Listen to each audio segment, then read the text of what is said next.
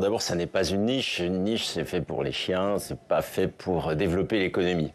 C'est un dispositif qui permet de maintenir une souveraineté économique en France avec des entreprises familiales qui restent ancrées dans les territoires comme des arbres qui ont des racines. Les racines, ce sont les familles. Quand on enlève les familles des entreprises, notamment les ETI, les entreprises d'une certaine taille, ou les très grandes entreprises, celles du CAC 40, elles deviennent mobiles. Et les actifs, que ce soit des actifs humains ou des actifs immatériels ou matériels, peuvent se déplacer dans le monde. Donc pour une économie, la meilleure façon de conserver les emplois et les entreprises en France ou dans un territoire, c'est le capitalisme familial.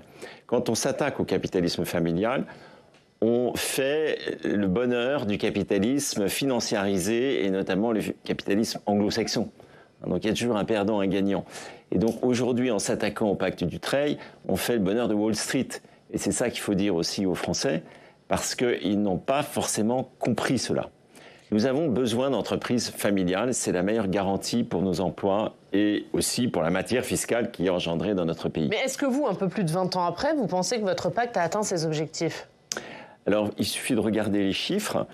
Entre 1981, donc l'arrivée de François Mitterrand en France au pouvoir, et le moment où j'ai mis en place ces pactes, nous avons une perte très forte d'ETI en France. C'est-à-dire que le nombre d'ETI réduit, alors qu'il augmente en Allemagne, qu'il augmente en Grande-Bretagne, qu'il augmente en Italie, dans les pays qui nous entourent.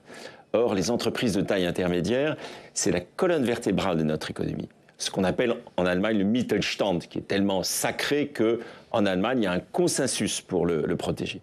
Bon, en France, ça n'était pas le cas à cette époque. J'ai mis en place ce dispositif et depuis, le nombre de TI a commencé à progresser avec des créations d'emplois et aussi avec la défense du modèle industriel français, qui a été évidemment très secoué, mais qui reste un des atouts de notre pays.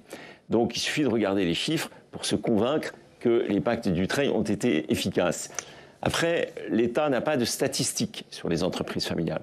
Donc il est aujourd'hui incapable d'analyser de façon scientifique l'effet qu'ont eu les pactes Dutreil sur des catégories d'entreprises. Parce qu'il faut un modèle statistique pour ça. L'INSEE ne sait pas catégoriser les entreprises familiales par rapport aux entreprises non familiales.